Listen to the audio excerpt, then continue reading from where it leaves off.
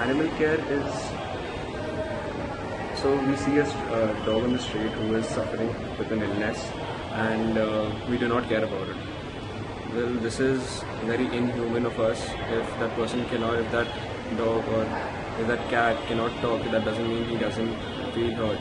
So it's our duty to help those animals and street dogs who do not have the resources or do not have the tongue to express their feelings and what they are feeling. So therefore we need to help them.